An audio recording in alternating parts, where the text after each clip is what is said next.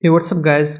So in one of my previous videos I shared with you 16 different pattern layout templates, and in the comments I got requests asking me to show you how you can create these templates. So in this video, upon the request of my viewers, I'm going to show you how you can create this particular template. Now why I have selected this particular template, and the reason is that it looks very complex, but it's very easy to create, and it can give you some unique pattern designs. So that's why I have chosen this one. So if you are interested in that, let's get started.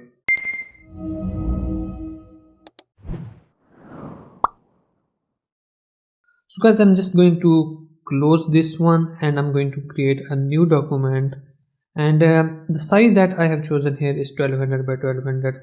And let me tell you why I have selected this size. So let me just particularly create this document. So I have chosen 300 dpi and I'm just going to create it. The reason for choosing the size to be 1200 by 1200 is that it is easy for me to just create this template in different sizes, not the size of the document but the size of the design elements. So let me just bring out the calculator here. So the size of the document, as you can see, is 1200 by 1200. So if I divide 1200 by, let's say, 2, I get 600. So I can create a bigger size elements, 600 by 600 elements. And also if I divide 1200 by 3, I get a whole number, that is 400. So I can get a 400 by 400 size elements. Similarly, if I divide 1200 by, let's say, 4, I can get a whole number. So there are 2, 3 and 4. These 4 numbers are very helpful. So you have 3 options, 2, 3 and 4. You get 3 different sizes very easily. If you use a slightly different size for your document, let's say 1100, you do not get a whole number by dividing it by 3. You get it in points. And similarly, if you divide 1100 by 4, you get this size. So you have slight limitations in your sizes. So whatever size you select, make sure that if you want to create smaller elements or larger elements, you can get a whole number by dividing it by 2, 3 and 4. So that is why I'm using 1200 by 1200. So again, let's go back to this size. So before creating the template, make sure that your document size is square. It will not work with the rectangular document size. So the square document size should be a must. And then you need to divide it by any number, 2, 3, 4, 5, whatever you want it. That will determine the size of your design element. So let's say I want it to create slightly smaller element sizes. So let me just divide it by 4. Yeah, divide it by 4 and I got 300. So which means that when I'm creating this basic shape, the basic shape should be 300 by 300. And if I similarly divide it by 3, I get a 400 by 400. So I'm just going to go with 300 by 300. So I'm going to create a rectangle shape, just random shape. It doesn't have to be fixed. And then in the transform panel here down below the layers panel, I'm going to change the width to 300 and I'm going to change the height to be 300 as well. Alright, now I'm going to just center it by using this alignment tool at the top. Just going to center it with in the document. Make sure that you align it to spread, not the margin, because we don't have any margin anyway. The next step is just to remove the fill color and to give it slightly width, have it some kind of width to the stroke. The color does not matter.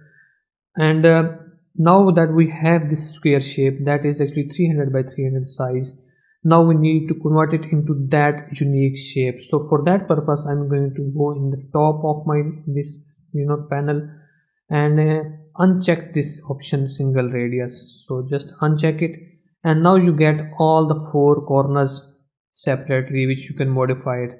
So before I modify the values, I want to select the corner types. So the top left, I want it to be rounded. Similarly, top right, I want it to be rounded. Bottom left, I want it to be concave, and the bottom right, I want it to be concave.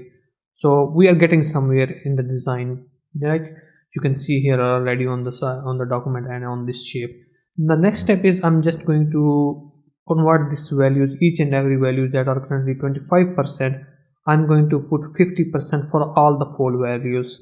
So 50% for this one, 50% for top right, and the same thing goes for the top left, actually bottom left and the bottom right. All right, now we got that shape that we wanted, and the next step is just convert it into symbol. So I'm going to open the symbols panel. By the way, if it's not there, you can go to the view studio and choose this option symbols. So after selecting that layer in the layers panel, I'm just going to press create. It has created a symbol. Now we do not need to keep this panel open, so I'm just going to close it. The next thing is just to copy it, duplicate it by pressing Ctrl J. It will just make a copy of this one. Then at the top, choose this flip vertical option, just to flip it vertically. Now you can see that it is making a perfect circle. All right, now select the second symbol that you have just copied, not the bottom one, the top one, and keep an eye on this transform panel. We created a 300 by 300 pixels or 300 by 300 size of the rectangle. Now we need to move it down. So how much we need to move it down, you will be able to see it in this transform panel. So if I just move it down, so we need to move it 300 points down. So 700 plus 750 plus 300 makes it 1050. So we need to bring down, and whenever we see 1050 in this transform panel in the y-axis, we are just going to leave it. By the way, it will snap if you have the snapping option checked. So look at the transform panel, we have 1050 there, so we are just going to leave it. And also, if you have these transform options checked, all of these options that I have here checked, it will help you a lot in creating this template. So make sure that you have these options checked. All right, now that we have this bottom copy there, we are going to select both of these copies in the layers panel, press Ctrl J to copy it, and then simply rotate them like that. All right, then I'm going to select this copy, and the top I'm going to click this button, flip horizontal, and on this button I'm also going to flip it flip it horizontally like that. You can see there we are getting there. All right, the next step is just to copy this thing and fill the rest of the document with it. So before I do that, I'm just going to group it together and then just simply make sure that it is at the center. It does not have to be at the center. Let me just bring it at here at this location, let's say like that, and as soon as it snaps vertically, I'm just going to leave it like that. Okay, you can also bring it here, it doesn't matter, and also you can bring it here in this location like that as well, it does not matter. So as soon as it snaps, you see these vertical green and horizontal red lines, you can just simply leave it. Then I'm going to just simply ungroup it like that, and then I'm just going to press Ctrl J to copy this and then move it in this location, and as soon as it snaps, I'm just going to leave it. The same thing I'm going to do, press Ctrl J to copy it, and as soon as it snaps, I'm just going to leave it. So the whole process, the whole idea of behind this is just to fill the rest of the elements or rest of the places with those symbol elements that we just created. Then I'm going to press Ctrl J to copy all of these, flip them vertically, and actually not flip them vertically, just bring them down, and as soon as they snap, you can leave it, and then press Ctrl without deselecting anything. If you press Ctrl J, it will create another copy at this perfect location. Got it? Now we have these 4 areas inside it that are currently empty. So I'm just going to select all of these symbols, press Ctrl J to copy this, and just bring it down here in this location, and as soon as it snaps, you see these vertical green and horizontal red lines. You can just simply release the mouse button, and it will fill that area. Now you can remove the extra symbols that are going beyond it. That totally depends on you. If you want to keep it, you can keep it, but just removing it will just simplify the whole thing for you, and it will just to make the document clean. So I'm removing any symbol that is going and beyond my document. And you should not remove the symbol which is half inside and half outside.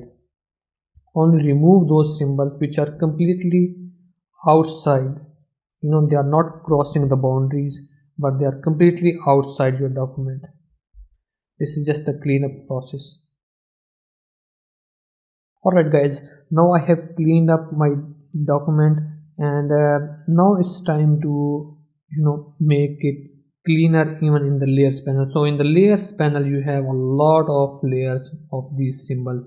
So what you need to do is just keep one of them separate and group everything else in a single group. So let me just select this bottom one. So bottom one is present at this location, so I'm just going to keep it there.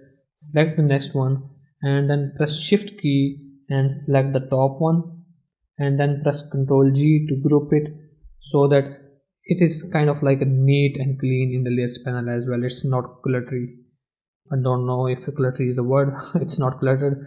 So anyway, now we have our template is ready. Now we just need to save it for future use. Let me show you one of the use case scenarios of this template and how easy it is for you to create beautiful patterns. So I'm going to go in this bottom panel, actually bottom symbol, and I'm going to select this rectangle that is inside that symbol. Again, make sure that whatever you are creating, it is either above this rectangle shape or below it or inside it. So I have already gone over the process of creating beautiful pattern. I have showed you the use case scenario of this kind of design, this kind of template in that previous video. So if you want to check that out, you can definitely check it. But in this video I'm going to do it slightly different. So I have this rounded rectangle shape, and I'm just going to make the thickness of the width slightly less, let's say somewhat 2.5 to something, and then I'm going to create a pattern inside this. Make sure that when you are creating any design element, it should be at the place of that symbol in this location. So you clearly see that our symbol is located here. So if I just create let's say I'm just going to create a circular shape. So if I'm creating a circular shape here, let me fill it with some color. So if I'm just creating a circular shape here, and my symbol is not there, my symbol is located at this location. Here is the rectangle shape, actually the rounded, whatever that shape you want to call it.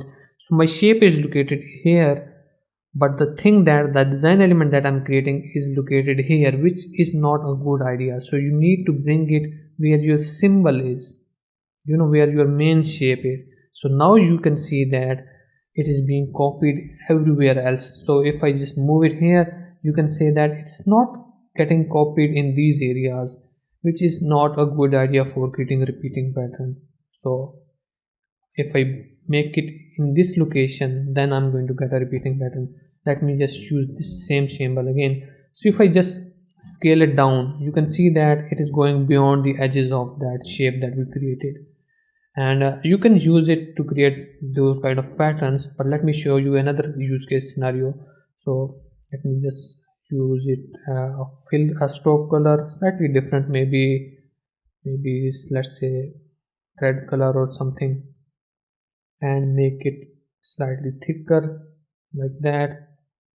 Maybe slightly pinkish thing, that would be looking great.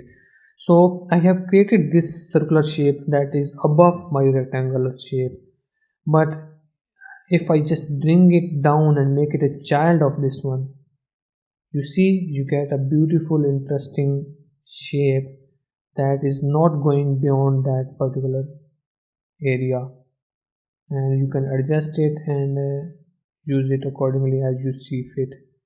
So you see I'm getting this beautiful pattern, and everything else looks good. And let me just quickly create a unique pattern for you. So I'm just going to press Ctrl J and then let's say bring it down and make it slightly longer, and let me just make this one slightly less thick and maybe change its color. And also you do not have to use these pre-made shapes, you can use any tool for your drawing, whatever you want to use it and whatever you usually use. So let me just use this pencil tool and let's just make it slightly yellowish or something. So I'm going to use a pencil tool to create a random zigzag line. So I'm just going again make sure whatever you are creating it inside that symbol. So I'm just going to go in that rectangular shape above this kind of like bluish shape, and I'm just going to create a random zigzag shape like that.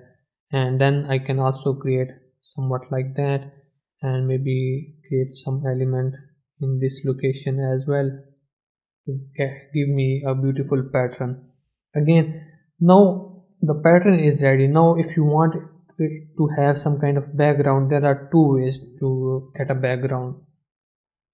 Either you select that rectangular shape or whatever shape that name is here inside that symbol and then fill it with any color whatever you want. Let's say in this case I want to fill it with black.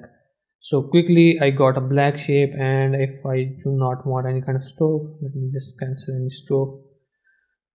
So this is how you can easily get a background color, but I would not recommend to get a background color using this method. The method that I would recommend, let me just undo it. So the method that I would recommend is to create a rectangle shape or a square shape that is covering the whole document, and then bring it behind everything, just below everything, and then fill it with whatever color you want. So in this way you will not get any kind of weird artifacts that might happen because due to some kind of glitch or something. So it can happen, but if you want to have a beautiful perfect background, make sure that you create a rectangle or square shape that is covering the whole thing, not the design element, just the document area, main area. All right, now you see we have this beautiful pattern ready, and you can just recolor everything, design it as you see fit, and you can use any kind of pre-made shapes as well. You do not have to bring anything. And also another interesting thing is that you can also use your images as well. If you have any kind of images, you can definitely use it to create some unique design elements. So I'm just going to randomly create something here to make it look beautiful. All right guys, so you see in just few minutes we created a template, and then in just less than I would say 2 or 3 minutes I have created this beautiful pattern, a complex pattern. But after creating that template, it helped me a lot to create this pattern and save a lot of time in creating this kind of pattern. So guys, that's how you can easily create this kind of template. And if you are interested in knowing how to create other templates from that set, you can let me know in the comments below. And by the way, that template set is totally free to download, so make sure that you check that video out. That download link will be in the description of that video, so you can download it for free. You do not have to anything, click on the ads or anything like that. It's totally free, it's clean, and you are free to use it for your designs. And guys, if you want to support this channel, make sure that you subscribe to this channel. It's totally up to you. And if you like this video and comment it, it will help me with the YouTube algorithm to reach more viewers who are interested in the same content. And hopefully guys, I'll see you in the next video, and thank you for watching.